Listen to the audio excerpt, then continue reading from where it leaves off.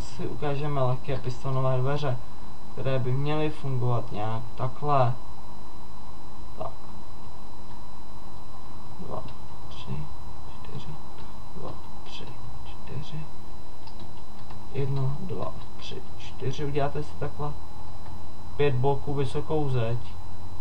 1, 2, 3, 4, 5.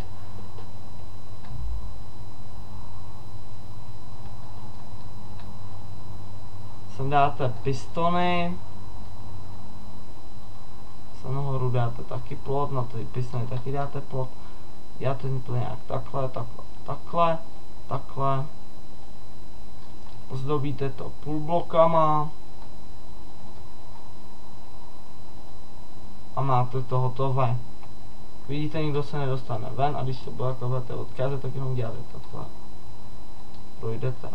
Potom tomu přijdete, otevřete to a uděláte tuto.